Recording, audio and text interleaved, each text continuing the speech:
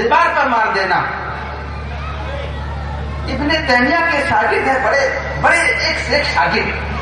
اس میں سے ابن قیم ہے, وہ بھی بڑے فاضل. ایک مسئلے میں اپنے استاد ابن تیمیہ سے اختلاف فرما رہے تھے, تو شاگردوں نے کہا رے حضرت کے خلاف آپ رب کشائی کر رہے ہیں اور ان سے مخالفت کر رہے ہیں, تو ذرا جواب سنیے گا. ابن قیم نے کیا جواب دیا؟ ابن قیم نے کہا شیخ الاسلام حبیب الینا ولکن الحق احب الینا منہ والحق احق ان یتبع. کہہ رہے کہ شیخ الاسلام ہمارے ہر دل عزیز ہیں, ہمارے لیے بڑے محترم ہیں اور ان کی محبت دل میں ہے, لیکن حق ان سے بھی زیادہ محبت کا اور اس سے زیادہ جو ہے عزت کا باعث ہے, زیادہ اس ہے, اور حق کی اتباع کی جائے. آج اگر یہ بات ہو جائے ہمارے لوگوں کے اندر اور ہماری خانقاہوں, ہمارے مدرسوں, ہمارے علماء اور ہمارے مشیخت اور مشاہد کے اندر, تو سارا مسئلہ حل ہو جائے. ہم کہتے ہیں امام ابو حنیفہ کو امام اعظم, کس نے کہا آپ کو ان کو امام اعظم کا ٹائٹل دینے کے لیے؟ امام اعظم اگر ہے کوئی اللہ کے رسول صلی اللہ علیہ وسلم ہے.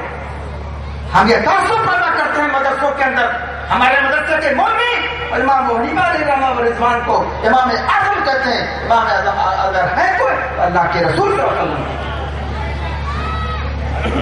اس کے بعد جو ہے یہ سب باتیں تو انہوں نے کہا ابن قیم ابن انہی کے ایک شاگرد ہیں ابن کثیر, جنہوں نے تاریخ لکھی ہے البدایہ والنہایہ. اور جب ابن تیمیہ کے اپنے استاد کے جب انہیں کارنامے ذکر کرنے کے بعد آخر میں کہتے ہیں ما ھذا کلہ کان رحمہ اللہ ممن یخطئ و یصیب وان کان ثوابہ اکثر منہ. کہنے کی دیکھیے, یہ نہ سمجھیے ابن تیمیہ کے تمام کارنامے کو ذکر کرنے کے بعد اور ہم ان کو بالکل وہ سمجھیں کہ وہ بالکل وہ جو ان کی ساری باتیں درست نہیں. ان تمام چیزوں کے باوجود ان کے یہاں بات فروگزاشت ہیں. آج کوئی مرید کو اپنے شیخ کے بارے میں کہہ سکتا ہے کہ مولانا علی میاں کی فکر میں, ان کی تحریر میں, ان کی باتوں میں, ان کے مطلب میں کوئی فروگزاشت ہے؟ کوئی دیوبندی کہہ سکتا ہے, کوئی سہارنپور کا محدث کہہ سکتا ہے کہ مولانا شیخ الحدیث مولانا زکریا کی کتاب نصاب کون سی کتاب کا نام ہے فضائل اعمال کے اندر یہ سب کراریاں نہیں کہہ سکتا ہے. لیکن یہ جرأت ہم کو دیا ابن کثیر نے. ابن کثیر کہتے ہیں میں ھذا کلہ کان رحمہ اللہ ممن یخطئ و یصیب. ان کا تعلق ان کو روز ہے کہ کچھ غلطیاں بھی ہیں اور کچھ ان کے یہاں جو ہے وہ ثواب بھی ہیں. یہ الگ بات ہے کہ جو ہے درستگی کا پہلو جو ہے وہ غلطی کے پہلو کے مقابلے میں کیا ہے, وہ زیادہ ہے. یہی صورتحال ہے اس وقت. تو بھائی اور دوستوں, عبادت کے قبول ہونے کے لیے یہ 3 شرطیں ہیں. ایک تو اخلاص, اور دوسرے جو ہے حضور پاک صلی اللہ علیہ وسلم کی جو ہے کی مطابق. ایک لا یؤمن احدکم حتی اکون احب الیہ من والدہ وولدہ والناس اجمعین.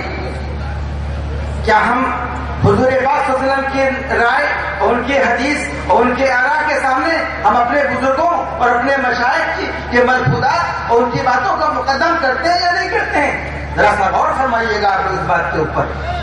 اصلا اتخذوا احبارهم ورهبانهم اربابا من دون اللہ.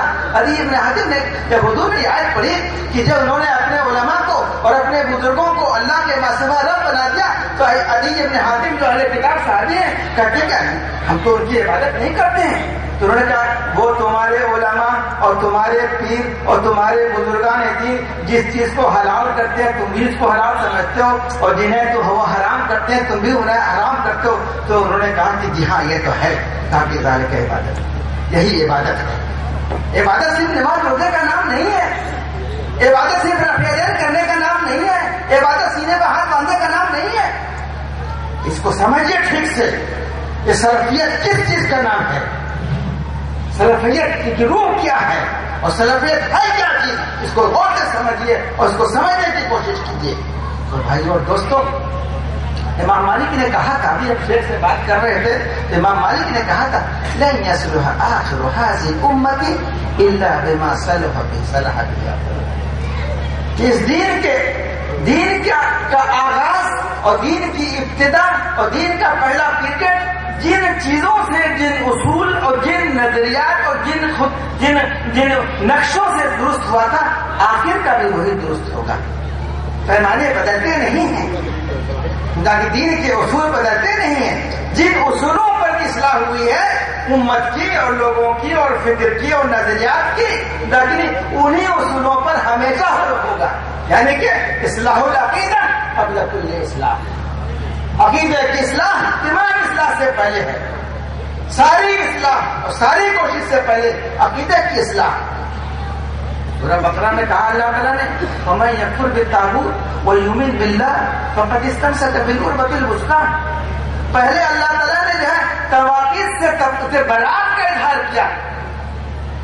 طاغوت اور طواغیت کے سلسلے میں بہت ساری تفسیریں بیان کی گئی، لیکن اس میں امام ابن تیمیہ نے، ابن کثیر نے کہا کل ما یعبد سوی اللہ فہو الطاغوت۔ اللہ کے ماں سوا جس چیز کی پرستش کی جائے، پرستی صرف سجدہ وہ نہیں بلکہ جس کو سے سمجھا جائے، چاہے وہ شخصیات ہوں، بزرگان دین ہوں، انبیاء ہوں، اولیاء ہوں، مشائخ ہوں، نظریات ہوں، جو بھی چیزیں ہوں، توسل ہو، وسیلہ ہو، فلاح ہو، سب جو بھی چیز ہو اسے کہتے ہیں طاغوت۔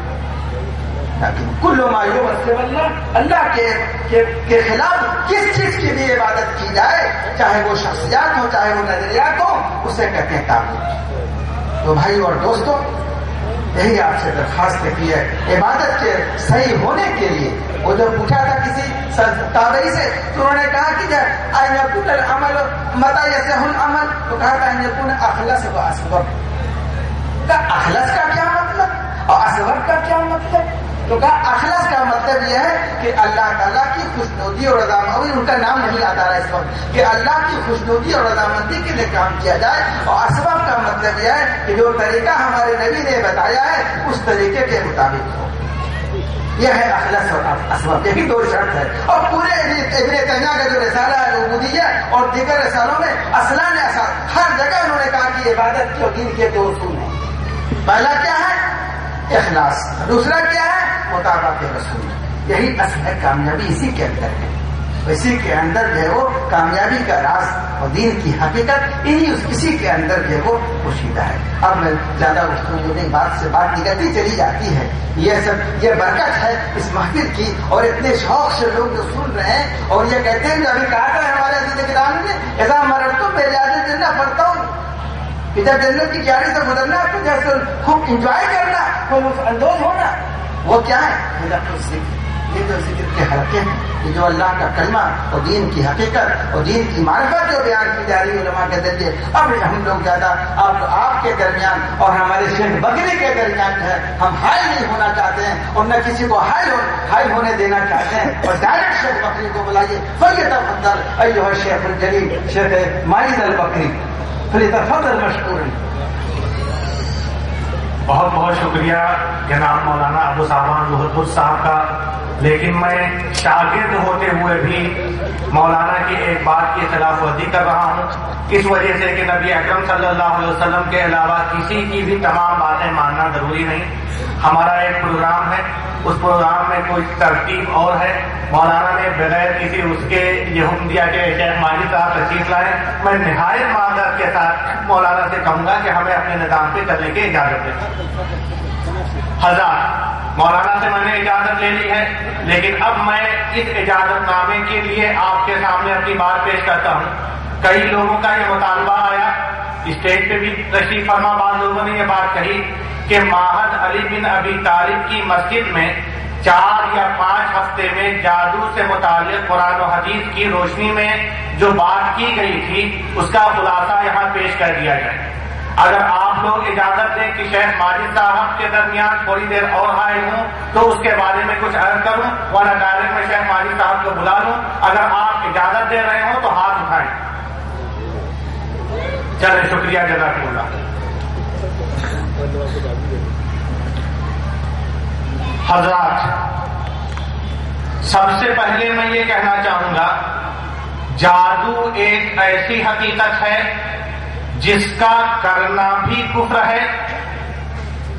جادو ایک ایسی حقیقت ہے جس کا کرنا بھی کفر ہے، اور جس کی حقیقت کو تسلیم نہ کرنا بھی کفر ہے. یعنی کوئی جادو کرے یہ بھی کفر ہے، اور جادو اثر انداز ہوتا ہے. جادو کی وجہ سے لوگوں کو پریشانیاں ہو سکتی ہیں، جادو کی وجہ سے انسان بیمار ہو سکتا ہے. بسا اوقات جادو جان لینے کا بھی سبب بن سکتا ہے. یہ بھی ایک ناقابل تردید حقیقت ہے، اور ہم کو، آپ کو، تمام لوگوں کو اس چیز کو ماننا ہوگا. میں صرف قرآنی آیات اور احادیث کی روشنی میں آپ حضرات کے سامنے چند باتیں پیش کروں گا. سورہ یونس آیت نمبر 41 میں اللہ تعالیٰ ارشاد فرماتے ہیں قال موسیٰ ما جئتم بہ السحر. حضرت موسیٰ علیہ السلام کے سامنے جب فرعون کے جادوگر آئے اور انہوں نے اپنی لاٹھیاں اور اپنی رسیاں پھینکی، وہ سانپ میں بدل گئے، تو حضرت موسیٰ علیہ السلام نے جو بات کہی قرآن نے اس کی تائید فرمائی. وہ کیا ہے؟ ما جئتم بہ السحر، تم جو کرتب لے کے آئے ہو یہ جادو ہے، یعنی جادو حقیقت ہے. تم رسی اور لاٹھی لائے تھے، دیکھنے والے کو وہ سانپ کی شکل میں نظر آ رہے، لیکن ان اللہ سیبطلہ، اللہ کی طاقت ہر طاقت پر بھاری، ہر طاقت سے زیادہ مؤثر ہے. اللہ تعالیٰ اس جادوئی اثر کو باطل کرا دے گا. کیوں؟ ان اللہ لا یصلح عمل المفسدین. جادو نیک لوگوں کا وتیرہ نہیں، جادو سماج میں بگاڑ پیدا کرنے والے، فساد کو عام کرنے والوں کا طریقہ اور وتیرہ ہے، اور اللہ تعالیٰ فسادیوں کے کیے گئے کاموں کو کامیاب نہیں کرتا. تو اس کے اندر بیان کیا گیا کہ جادو واقعی مختلف چیزوں کو اپنے اندر انجام دیتا ہے، اس کے اندر تاثیر اور تاثر ہے. پھر جادو کی دو قسمیں ہیں. سورہ طٰہٰ آیت نمبر 66 میں اللہ تعالیٰ فرماتے ہیں کہ جب جادوگروں نے حضرت موسیٰ علیہ السلام سے پوچھا کہ اے موسیٰ آپ اپنے معجزے کو پہلے پیش کریں گے یا میں اپنا کرتب پہلے دکھاؤں، تو حضرت موسیٰ علیہ السلام نے کہا قال بل القوا، تم اپنے کرتب پہلے پیش کرو. فَإِذَا حِبَالُهُمْ وَعِصِيُّهُمْ، تو ان کی رسیاں اور ان کی لاٹھیاں یُخَيَّلُ إِلَيْهِ، حضرت موسیٰ علیہ السلام کو اس طرح نظر آنے لگی من سحرہم، ان کے جادو کے اثر سے، انہا تسعی، کہ گویا وہ لاٹھیاں، وہ رسیاں چلنے لگی. تو اس کے اندر کہا گیا جادو کی ایک قسم ہے نظر بندی، حقیقت کا تبدیل نہ ہونا اور خلاف حقیقت کسی چیز کا نظر آنا. فَإِذَا حِبَالُهُمْ وَعِصِيُّهُمْ يُخَيَّلُ إِلَيْهِ أَنَّهَا تَسْعَىٰ، ان کی رسیاں اور لاٹھیاں ایسے لگنے لگی جیسے وہ چل رہی ہے، حقیقت میں نہیں چل رہی تھی، نظر بندی کی وجہ سے انہیں وہ بدلے ہوئی شکل میں نظر آئی. جادو کی دوسری قسم ہے جو حقیقت میں اپنے اثرات مرتب کرے. سورہ بقرہ آیت نمبر 102 جس کے اندر بہت تفصیل سے جادو کی حقیقت کو پیش کیا گیا ہے. آپ میں سے جو حضرات تفصیل سے دیکھنا چاہیں سورہ بقرہ کی آیت نمبر 102 کا مطالعہ کریں. میں یہاں مختصر اس کے ایک جز کو پیش کر رہا ہوں جس میں یہ بات ہے کہ جادو اثر انداز ہونے والی چیز ہے. اللہ تعالیٰ فرماتے ہیں فَيَتَعَلَّمُونَ مِنْهُمَا، تو لوگ فرشتوں حضرت ہاروت و ماروت سے کیا سیکھتے تھے؟ ما یفرقون بہ بین المرء وزوجہ، جس کے ذریعے وہ انسانوں اور اس کی بیوی کے درمیان نفرت پیدا کرے. یقیناً جادو کے اندر یہ تاثیر ہے کہ اگر جادو کا اثر جس پر جادو کیا گیا ہے اثر انداز ہو جائے تو اس کے اندر نفرت پیدا ہو سکتی ہے، محبت پیدا ہو سکتی ہے، مختلف تکلیفوں کا احساس ہوتا ہے. لیکن قرآن وہیں پہ آگے کہہ رہا ہے وَمَا هُمْ بِضَارِّينَ بِهِ مِنْ أَحَدٍ، لیکن یہ جادوگر کیا کسی کو اللہ تعالیٰ کے نہ چاہنے کے باوجود نقصان پہنچا سکتے ہیں، یہ قطعاً کسی کو ذرہ برابر بھی نقصان نہیں پہنچا سکتے الا باذن اللہ۔ ہاں، نقصان اسی وقت پہنچے گا جب اللہ تبارک و تعالیٰ کی مرضی شامل حال ہوگی۔ اب ایک سوال، جادو کیسے ہوتا ہے؟ جادو کے اندر کن چیزوں کا سہارا لیا جاتا ہے؟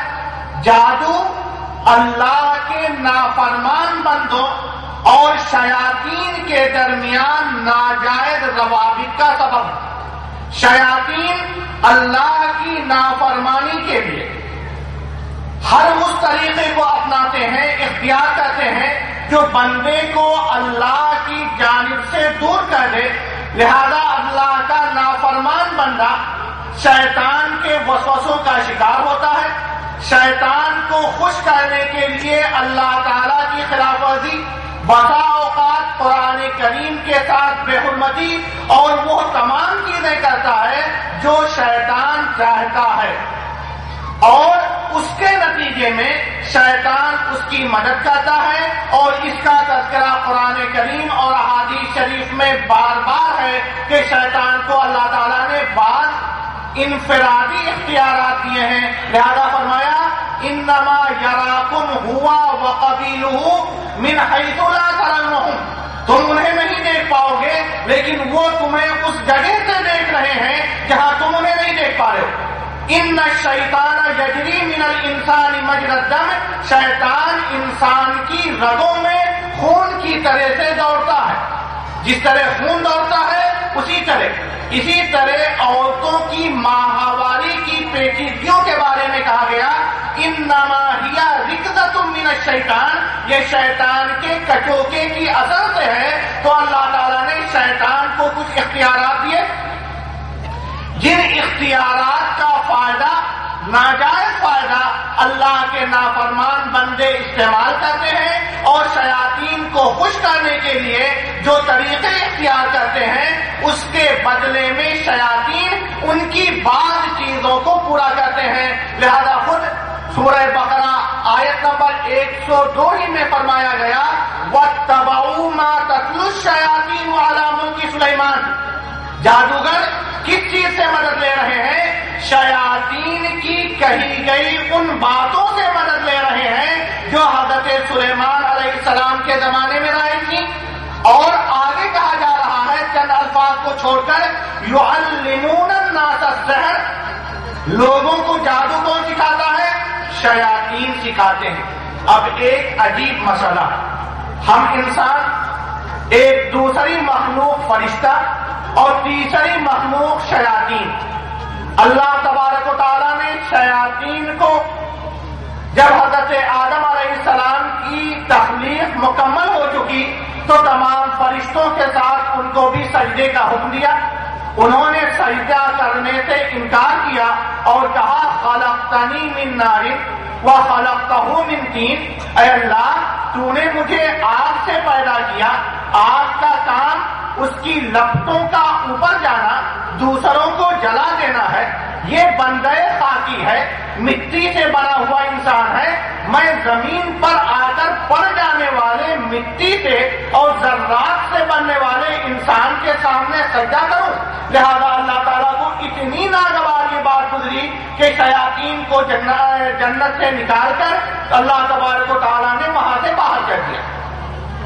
جب باہر کیا تو اب یہاں پر حسد کی آگ نے اپنا کارنامہ انجام دیا، اور شیطان کو یہ گوارا نہیں ہوا کہ میں جنت سے نکالا جاؤں اور یہ بندے خاکی مٹی کے بنا انسان جنت میں رہے، لہذا اس نے کہا ربی بما اغویتنی، سورہ ہجر آیت نمبر 38 میں ربی بما اغویتنی، اے میرے پروردگار تو نے مجھے گمراہ کیا، لَأُزَيِّنَنَّ لَهُمْ فِي الْأَرْضِ، میں ان کے لیے زمین کے اندر چیزوں کو آراستہ اور اچھے انداز میں کر کے پیش کروں گا، وَلَأُغْوِيَنَّهُمْ أَجْمَعِينَ، اور سب کے سب کو برباد کر کے بہکا کر کے رہوں گا۔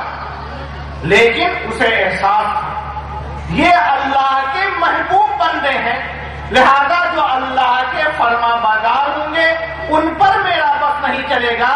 تو اس نے خود کہا الا عبادک منہم المخلصین، تیرے نیک اور مخلص بندے میرے بہکاوے میں نہیں آئیں گے. اللہ تبارک تعالیٰ نے کہا ٹھیک ہے، تم موقع چاہ رہے ہو، فرصت اور اجازت مانگ رہے ہو، لہذا جاؤ اپنے کام کو انجام دو. ھذا صراط علی مستقیم، یہ میرا صحیح اور سیدھا راستہ ہے. لیکن سن لو، یہاں پہ ہم تمام لوگوں کو غور کرنا ہے. اللہ تعالیٰ کہہ رہے ہیں ان عبادی لیس لک علیہم سلطان، میرے بندوں پر تمہارا بس نہیں چلے گا.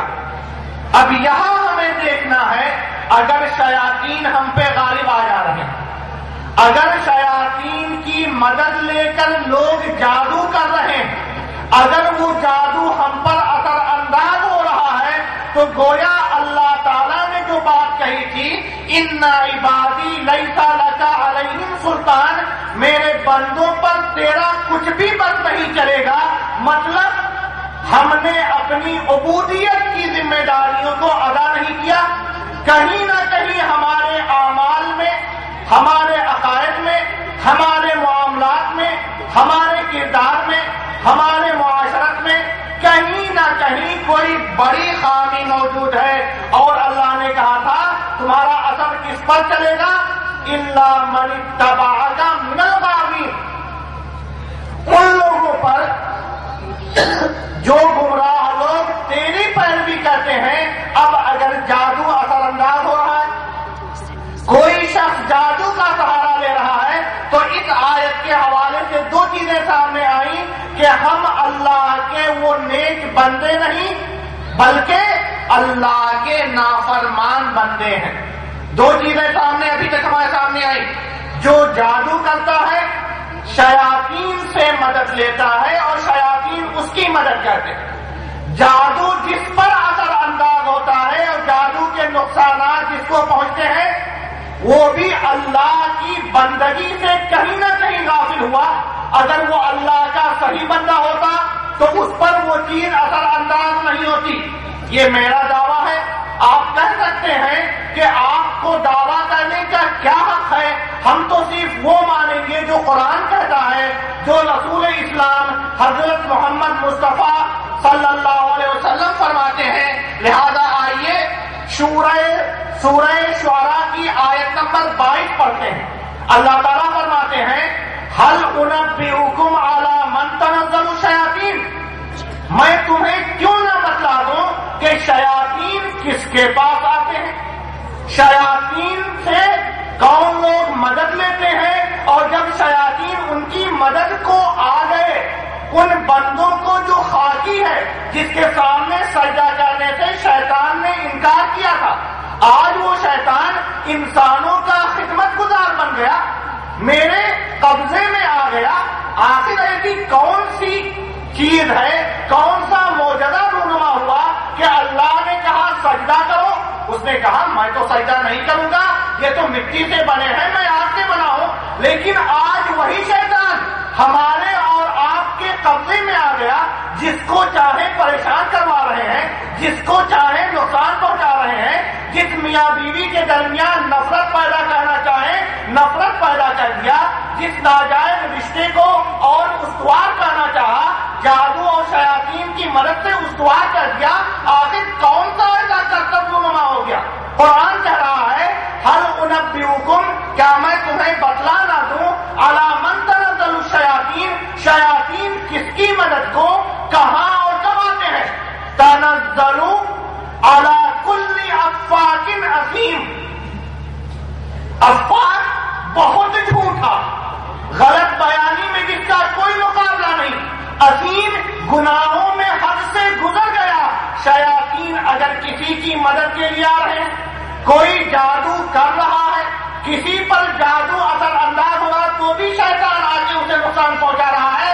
اگر شیطان آ رہا ہے، چاہے وہ جادو کرنے والے کے پاس آئے، چاہے جس پر جادو کیا گیا ہے اور اس کی وجہ سے اسے تکلیف پہنچ رہی ہے، قرآن کہہ رہا ہے سورہ شعراء آیت نمبر 32 آیت نمبر 22 جو چاہے دیکھ لے، تنزل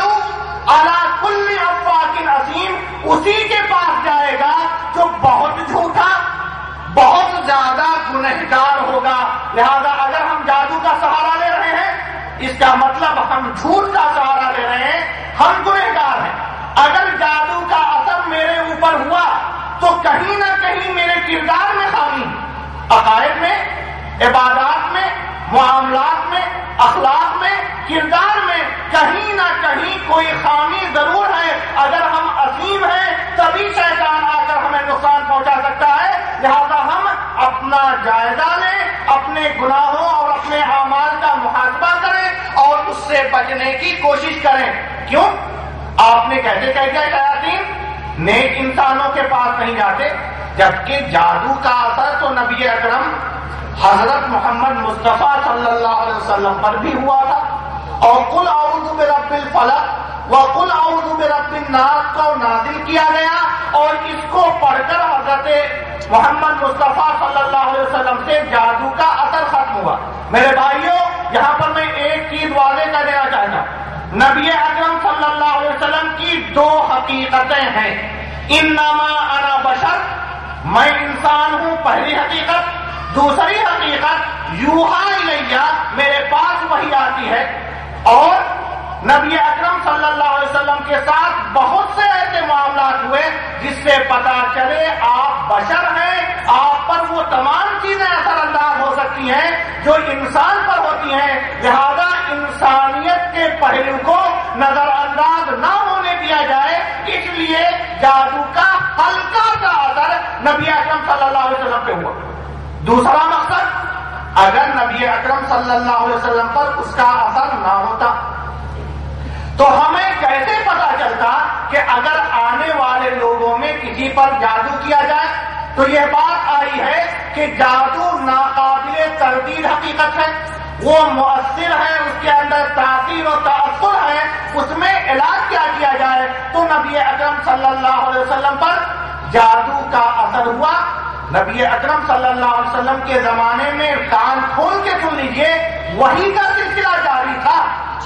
نبی اکرم صلی اللہ علیہ وسلم کے پاس حضرت جبرائیل فرشتوں کے سردار آیا کرتے تھے.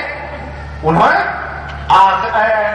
اللہ تبارک و تعالیٰ کے ہاں کی چیزوں کی خبر, دنیا کی بہت ساری چیزوں کی معلومات, لیکن نبی اکرم صلی اللہ علیہ وسلم نے حضرت جبرائیل کے پاس جا کے نہیں پوچھا کہ میرے اوپر جادو کا اثر ہوا ہے, کس نے کیا, کب کیا, کس انداز میں کیا, کیسے کیا. تو جو نبی اکرم صلی اللہ علیہ وسلم پر جادو ہوا اس کا مقصد کہ اگر بندگان خدا میں, اللہ کے بندوں میں کسی کے ساتھ یہ معاملہ ہو تو وہ کیا طرز عمل اپنائے. اور پھر سورہ نحل آیت نمبر 116 میں اللہ تعالیٰ صاف فرما رہے ہیں, انہو لیس لہو سلطان, شیطان کا بس ان لوگوں پر چل ہی نہیں سکتا. کون لوگ؟ علی الذین آمنوا, جو ایمان لائے, وعلی ربہم یتوکلون, اور جو اپنے رب پر بھروسہ کرتے ہیں. پھر ان پر بس کس کا چلے گا؟ انما سلطانہ علی الذین یتولونہ. کان کھول کے سنیے گا, انما سلطانہ, شیطان کا بس اس پر چلے گا الذین یتولونہ, جو شیطان سے دوستی نبھائیں گے. الذین یتولونہ. اگر ہم جادو کا علاج کرنے لگے, اگر ہمارے قبضے میں کسی کے ہونے کا دعویٰ کیا گیا تو ہم نہیں کہہ رہے ہیں, قرآن کہہ رہا ہے انما سلطانہ علی الذین یتولونہ, جو شیطان سے دوستی نبھائیں گے شیاطین پر بس ان کا چلے گا. اور یہیں پہ بس نہیں کیا, والذین ہم بہ مشرکون, جو اللہ کے ساتھ شرک کریں گے. کون سا شرک؟ ان الشرک لظلم عظیم, وہ شرک جو اس کائنات میں سب سے بڑا ظلم, سب سے بڑی زیادتی ہے. ان الشرک لظلم عظیم, ان اللہ لا یغفر ان یشرک بہ, اللہ تعالیٰ شرک کو معاف کر ہی نہیں سکتا. وَيَغْفِرُ مَا دُونَ ذَلِكَ لِمَن يَشَاءُ, اور اس کے علاوہ کسی کے کوئی بھی کتنے بڑے سے بڑے جرائم ہوں وہ معاف ہو سکتے ہیں. تو یہاں کہا گیا اگر شیطان کا بس چل رہا ہے تو مطلب علی الذین یتولونہ، شیطان سے دوستی نبھائی جا رہی ہے، کہیں نہ کہیں اس کی یاری کا خیال کیا جا رہا ہے۔ اور یہی نہیں، والذین ھم بہ مشرکون، اور یہ لوگ شرک کر رہے ہیں۔ پھر ایک عجیب چیز قرآن نے بار بار کہا، سورہ طٰہٰ آیت نمبر 69، جب فرعون کے جادوگروں نے حضرت موسیٰ علیہ السلام کے معجزے کے انکار کے غرض سے اپنے جادو کے کرتب کو پیش کرنا چاہا، تو اس وقت اللہ تعالیٰ نے فرمایا تھا انما صنعوا کید ساحر، یہ ان کے جو کرتب ہیں، جو یہ تبدیلیاں آپ دیکھ رہے ہیں، یہ جادوگری ہے، جادو کا کرتب ہے۔ اور پھر اعلان فرمایا تھا وَلَا يُفْلِحُ السَّاحِرُ، اور جادوگر کامیاب ہو ہی نہیں سکتا، حیث آتا، چاہے جہاں جائے، چاہے جو کرے۔ تو اس سے یہ بات پتا چلی کہ جادو کے اندر اگر بندہ نیک ہے، اللہ کا فرما بردار ہے، اللہ کے احکام پر عمل کرتا ہے، تو جادو اس کو نقصان نہیں پہنچا سکتا۔ اور اگر کسی پر اثر انداز ہوا تو اس کا علاج اللہ کی نافرمانی کو دور کرنا، اللہ کے غضب سے بچنے کے لیے اپنے کو اللہ کی جانب متوجہ کرے۔ ایک سوال اور، ہمارے اور آپ کے دل میں خلجان ہوتا ہے، بیماری ٹھیک نہیں ہو رہی ہے، پتہ نہیں کیا کیا مسائل ہو گئے ہیں، چلو فلاں بزرگ اللہ والے ہیں، ان کے پاس بہت سارے ایسے ذرائع ہیں کہ وہ بتا دیتے ہیں جادو کا اثر ہے، آسیب کا ہے، یا کسی اور چیز کا ہے، چلو ان کے پاس چلتے ہیں۔ میرے بھائیوں، ان کا دعویٰ ہے، آپ میں سے ہر شخص جانتا ہے کہ ان کے قبضے میں چند ایسے شیاطین اور جنات ہوتے ہیں جن سے وہ مدد لیتے ہیں۔ میں وہ جو کہتے ہیں کہاں تک صحیح ہے کہاں تک غلط ہے اس پر نہیں جانا چاہتا۔ نبی اکرم صلی اللہ علیہ وسلم کی ایک حدیث جو بخاری میں حضرت ابو ہریرہ رضی اللہ تعالیٰ عنہ نے روایت کی ہے، وہ بیان کرنا چاہتا ہوں۔ ایک دفعہ نبی اکرم صلی اللہ علیہ وسلم نماز پڑھ رہے تھے، اتنی دیر میں ایک شیطان آیا اور نبی اکرم صلی اللہ علیہ وسلم کے نماز کو توڑوانے کے لیے، خلل پیدا کرنے کے لیے اپنی حرکتیں کی۔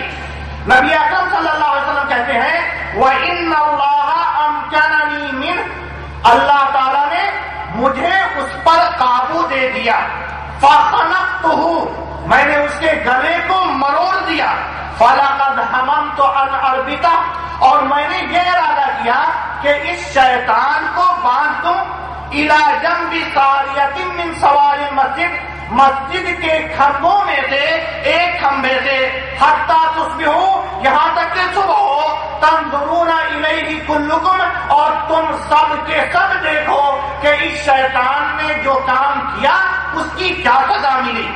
لیکن میں سوچ ہی رہا تھا، اتنی دیر میں مجھے سورہ صاد آیت نمبر 35 میں حضرت سلیمان علیہ السلام کی ایک دعا یاد آ گئی۔ کیا دعا؟ رب اغفر لی، اے میرے پروردگار مجھے معاف فرما دے، وَهَبْ لِي مُلْكًا، اور مجھے وہ سلطنت عطا فرما، لا ينبغي لأحد من بعدی، جو میرے بعد کسی کو زیب نہ دے۔ شیاطین حضرت سلیمان علیہ السلام کے تابع تھے، یعملون لہ ما یشاء، ان کے لیے وہ تمام کام کرتے تھے، من محاریب وتماثیل وجفان کالجواب وقدور الراسیات وغیرہ ذالک، وہ تمام کام کرتے تھے۔ حضرت سلیمان علیہ السلام نے دعا کی تھی، اے اللہ مجھے وہ سلطنت دے جو کسی اور بندے کو زیب نہ دے۔ مجھے جب یہ دعا یاد آئی تو میں نے شیطان کو باندھنے کے ارادے سے اپنے آپ کو پیچھے ہٹا لیا، اپنے کو پیچھے ہٹا لیا، اور جب پیچھے ہٹا لیا تو نبی اکرم صلی اللہ علیہ وسلم ہمارے نبی، ہم نبی اکرم صلی اللہ علیہ وسلم کے امتی، وَلَقَدْ كَانَ لَكُمْ فِي رَسُولِ اللَّهِ أُسْوَةٌ حَسَنَةٌ، تم میں سے ہر ایک کے لیے نبی اکرم صلی اللہ علیہ وسلم کی زندگی میں بہترین نمونہ۔ آج اگر کوئی بزرگ ہے، اللہ والا ہے، تو اسے اپنے اپنے ذہن میں نبی کا اسوہ رکھنا چاہیے کہ اللہ کے نبی کے قبضے میں اللہ نے کیا، لیکن وہ اس آیت اور حضرت سلیمان علیہ السلام کی دعا کو سن کر اس کو قبضے میں نہیں کر رہے ہیں، اور ہم اور آپ نہ جانے کتنے لوگ ہمارے قبضے میں آ گئے۔ میرے بھائیوں، ہم اور آپ نہ جانے کتنے قبضے میں آ گئے، اور کوئی بھی وہ بات غلط نہیں بتاتے۔ اللہ کے احکام کی کھلے عام خلاف ورزی، تو نے سجدے کا حکم دیا میں نہیں کروں گا، لیکن میرے حکم کی وہ خلاف ورزی نہیں کرے گا۔ انہو یراکم ہوا وقبیلہ من حیث لا ترونہم، وہ تو تمہیں دیکھتا ہے اس جگہ سے جہاں تم نہیں دیکھ پاتے، لیکن ہم نے اس سے گفتگو کی، اس سے بات کی، یقین ہو گیا شیطان گفتگو کر رہا ہے، اور یہی نہیں بہت سچا شیطان بن گیا ہے۔ پوچھا کیا نام ہے؟ فلاں۔ کہاں سے آئے؟ فلاں۔ کس دین کے ماننے والے ہو؟ مسلم ہوں۔ ہم نے دعویٰ کر دیا بہت ہی پارسا اور مسلم شیطان ہے، اور میرے قبضے میں جو شیطان ہے مسلم ہے، ہم دیکھ نہیں پا رہے ہیں۔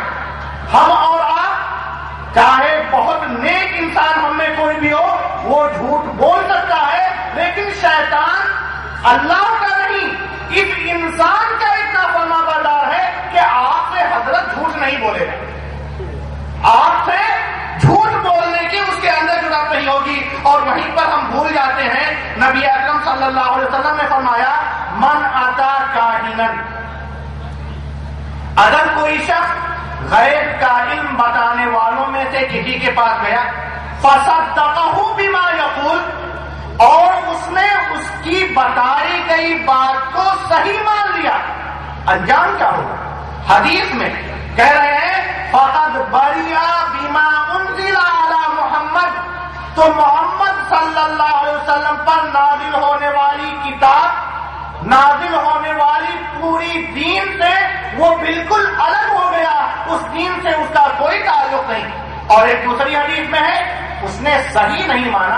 ہم اور آپ کہتے ہیں چلیے پوچھتے ہیں کیا ہوا، ہم اس کی بات کو مانیں گے نہیں صحیح ہے یا غلط، ہم تو مانتے نہیں کہ وہ کیا جو کہتے ہیں 100% صحیح ہے۔ چلیے نبی اکرم صلی اللہ علیہ وسلم فرما رہے من اتا عرافا، جو کسی غیب کے علم کے جاننے والے کے پاس گیا، فسألہ عن شیء، صرف پوچھ لیا، سچا نہیں مانا، اس کی بات کو درست نہیں سمجھا، لم تقبل لہ صلاۃ 40 سنۃ 40 لیلۃ، 40 دن اس کی نمازیں قبول نہیں ہوں گی صرف جانے کی وجہ سے۔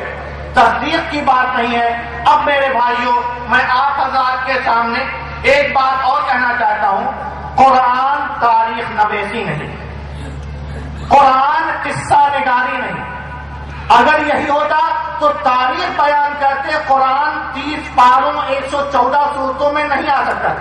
مطلب قرآن میں وہی باتیں آئی ہیں جو ہمارے اور آپ کی رہنمائی، غور و فکر اور اس کے مطابق عمل کا سبب اور ذریعہ ہے۔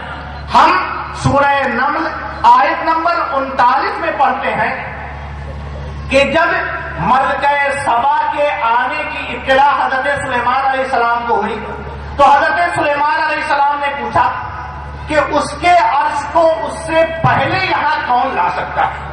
وہاں پر ہمارے سامنے دو کردار سامنے آئے، ایک عفریت من الجن، طاقتور ترین شیطان، سورہ نمل آیت نمبر 39، قال عفریت من الجن، ایک ہوشیار طاقتور ترین جنات نے کیا کہا، انا آتی کا بھی، میں آپ کے پاس لاتا ہوں، قبل ان تقوم من مقامک، قبل اس کے کہ آپ یہاں سے اٹھ کر جائیں، اور دعویٰ کیا وَإِنِّي عَلَيْهِ لَقَوِيٌّ أَمِينٌ، اور میرے اندر اس کی پوری طاقت ہے، پوری امانت داری کے ساتھ آپ کے پاس لاؤں گا۔ یہ کون کہہ رہا ہے؟ عفریت من الجن، طاقتور ترین جنات، حضرت سلیمان علیہ السلام کے قابو میں رہنے والا جنات کہہ رہا ہے کہ انا آتی کا بھی، آپ کے پاس لاؤں گا یہاں سے اٹھنے سے پہلے۔ پہلا کردار تک، دوسرا کردار سامنے آتا ہے، وقال الذی عنده علم من الکتاب، اور اس شخص نے جس کے پاس کتاب کا علم تھا اس نے کیا کہا؟ انا آتی کا بھی، میں آپ کے پاس لاؤں گا قبل ان یرتد الیک طرفک، قبل اس کے کہ آپ کی پلک جھپکے، اور اس کے بعد فلما رآہ مستقرا عنده، تھوڑی بات دیکھ رہے ہیں وہ چیز سامنے موجود۔ میں نے کہا قرآن تاریخ میں نویسی نہیں، واقعہ نگاری نہیں، یہاں دو چیزیں پیش کی گئی، ایک طرف جنات کی قوت و طاقت کو، دوسری طرف اللہ کی کتابوں کی تاثیر کو۔ دو چیزیں دی گئی، شیطانی قوت، جنات کی قوت، دوسری طرف اللہ تعالیٰ کی کتاب کی تاثیر کو بیان کیا گیا۔ کس کی تاثیر زیادہ ہوئی؟ الذی عندہ علم من الکتاب، جس کے پاس کتاب کا علم ہے وہ پلک جھپکتے لا رہا ہے، اور جو جنات ہے طاقتور ہے وہ مجلس سے اٹھنے سے پہلے لا رہا ہے۔ آپ خود فیصلہ کریں اور بتائیں کہ کتاب کا علم زیادہ قوی یا جنات؟ کتاب کا علم اس پر کہیں زیادہ بھاری۔ اب ایک چیز واضح ہوئی، میں بات کو مختصر کرتے ہوئے اب اس جانب آ رہا ہوں۔ قرآن نے سورہ اسراء آیت نمبر 82 میں کہا وَنُنَزِّلُ مِنَ الْقُرْآنِ، اور ہم قرآن میں جو چیزیں نازل کرتے ہیں یہ کتاب ہدایت ہے، اس پر عمل کرنا، ساتھ ہی ساتھ یہ کیا ہے؟ وَنُنَزِّلُ مِنَ الْقُرْآنِ مَا هُوَ شِفَاءٌ وَرَحْمَةٌ لِّلْمُؤْمِنِينَ، جو مومنوں کی تمام مشکلات سے شفا اور رحمت کا ذریعہ بھی ہے۔ اور سورہ فصلت آیت نمبر 44 میں کہا گیا قل، آپ کہہ دیجئے ہوا للذین آمنوا، یہ قرآن ایمان لانے والوں کے لیے ہدن، ہدایت کا بھی ذریعہ ہے، وہ شفا اور مختلف بیماریوں پریشانیوں سے شفا کا بھی ذریعہ ہے۔ لہذا اگر کسی کو شبہ ہو اس کے اوپر جادو کا اثر ہے، اس کے اوپر آسیب کا اثر ہے، تو اللہ تعالیٰ نے ہمیں کلام پاک میں سورہ فاتحہ جیسی اعظم سورت دیا ہے جو قرآن میں سب سے عظیم سورت ہے۔ اللہ تعالیٰ نے متعوذین نازل کیا ہے جس کے بارے میں حدیث میں ہے ما تعوذ متعوذ بمثلہما، کسی پناہ مانگنے والے نے ان دونوں صورتوں جیسی اہم صورت سے کبھی پناہ نہیں مانگی۔ قرآن کریم میں آیت الکرسی اعظم آیت فی القرآن بھی ہے، قرآن کی سب سے عظیم آیت، اور مختلف دعائیں ہیں۔ اگر کسی کو شبہ ہو تو اللہ کا سہارا لے، شرک و کفر سے بچنے کی کوشش کرے، اپنے اعمال کا جائزہ لے اور اپنے کو ان تمام برائیوں سے بچائے جو اسے اس طرح کی مصیبتوں سے بچائے، اور جو شیطان کی اس جرات پر روک لگائے، اس لیے کہ شیطان آپ کے پاس اسی وقت آ سکتا ہے جب آپ قرآن کی زبان میں افواج اور عظیم ہوں گے، ورنہ انشاءاللہ اللہ آپ کی حفاظت فرمائے گا۔ جو آیتیں ہم نے بتائی ہیں یہ آیتیں ہر وہ شخص پڑھے جو نہیں پڑھ سکتا، اس کے اوپر پڑھ کر پھونک دیا جائے، پانی میں بھی پھونک کر کے دیا جا سکتا ہے۔ اللہ تبارک و تعالی ہم کو آپ کو ہر طرح کی اخلاقی، جسمانی، عقائدی، ہر طرح کی برائیوں سے محفوظ فرمائے۔ وآخر دعوانا ان الحمدللہ رب العالمین۔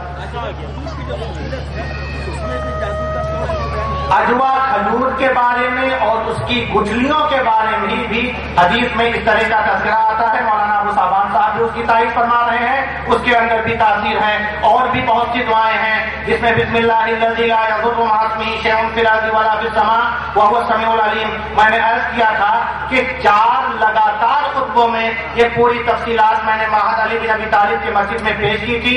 اس مختصر وقت میں جو بتانا ممکن تھا آپ لوگوں کی اجازت سے میں نے بیان کیا، لیکن پھر آپ لوگوں سے معذرت چاہوں گا کہ آپ اور شیخ کے درمیان میں کافی دیر تک حائل رہا، اس کے لیے مجھے معاف فرمائیں اور دعا کریں اللہ تعالی ہماری آپ کی ہر ایک کی اصلاح فرمائے، اور قرآن اور حدیث اللہ اور اس کے نبی صلی اللہ علیہ وسلم کے بتائے گئے طریقے کے مطابق زندگی گزارنے کا موقع عطا فرمائے۔ اور اب آپ کے درمیان تشریف لا رہے ہیں فضیلت الشیخ ماجد عبدالغنی البکری، اور ان کا ترجمہ کریں گے برادر گرامی عدنان صاحب۔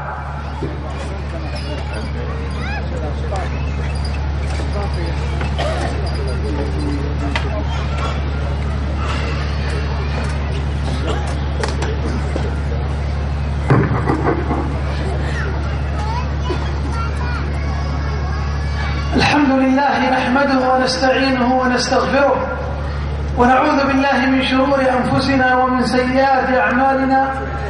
من يهده الله فلا مضل له ومن يضلله فلا هادي له، وأشهد أن لا إله إلا الله وحده لا شريك له، وأشهد أن محمدا عبده ورسوله وصفيه وخليله، بلغ الرسالة وأدى الأمانة وجاهد في الأمة حتى كشف الله به الغمة.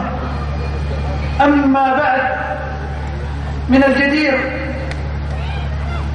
بالداعية إذا أراد أن يتقدم أن يقدم بين يديه وبين يدي الحضور كلمة يقوم بها بالشكر والتقدير. إذن النبي صلى الله عليه وسلم يقول: لا يشكر، كما في الأدب المفرد عند البخاري والحاكم: لا يشكر الله من لا يشكر الناس. وحديث فيما معناه: من صنع لكم معروفا فكافئوه، أي فإن لم تستطيعوا فقولوا جزاك الله خيرا فقد كافأتم. فأشكر من؟ أشكر الواحد المتفضل، هو الله، هو الله جل وعلا الذي خلق فسوى وقدر فهدى وأخرج المرعى فجعله غثاء نحوا. لا تشكر العباد، أول اشكر الله. هو الذي خلقك. أنا مثلا العبد المسكين الفقير، من الذي جاء بي من بلدي؟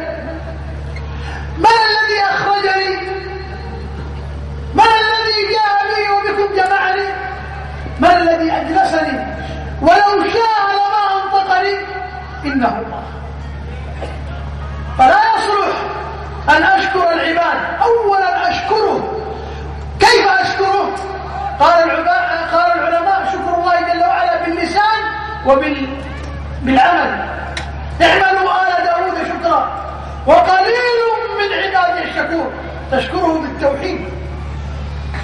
والشكر باللسان أن تقول كما تسمعون وتنوع في الثناء، تثني عليه، فالله يحب الثناء. فأقول: اللهم لك الحمد حتى ترضى، ولك الحمد بعد الرضا، ولك الحمد على كل حال، ولك الحمد كما يرضيك عنا. أشكرك ولا أكفرك، وأخلع وأكفر بمن يكفر بك. ثم أشكر أخي وحبيبي وهو ليس موجود، الأستاذ يامين. وأشكر أخي وحبيبي الأخ محمد أحمد والد ابن العزيز، وهو يدرس عندي. هو والده كبير في السن ويحضر، حريص على الدين. فأشكر الأخ الحبيب محمد أحمد وكل من دعمه سواء بالمال أو بالكلمة. إني أسأل الله جل وعلا أن يرفع قدره ويبارك له في ذريته. ثم أشكر العلماء مصابيح الدنيا ومنار الهدى، الذي لم يرتضي الله جل وعلا بشهادة في الأرض إلا بشهادتهم بعد أن أشهد على التوحيد نفسه، ثم اصطفى الملائكة. ولكن لما جاء يختار من الأرض لم يختار إلا العلماء. شهد الله أنه لا إله إلا هو والملائكة وأولو العلم قائما بالقسط. قال ابن القيم في كلام قريب من هذا: لم يرتضي من الأرض إلا العدول، وهم صفوة الخلق العلماء. لماذا؟ لأن النبي صلى الله عليه وسلم يقول صلى الله عليه وسلم: العلماء ورثة الأنبياء. فلا يصلح للشهادة إلا من ورث النبوة. يقول ابن مسعود في هذه الآية: ولا يكونوا شهداء إلا إذا عملوا بما علموا، وإذا لم يعملوا بما علموا فليسوا شهداء. منافقين اشتروا به ثمنا قليلا، سمهم ما تسمهم. نسأل الله العافية والسلام. أبو سحبان روح القدس الندوي، والد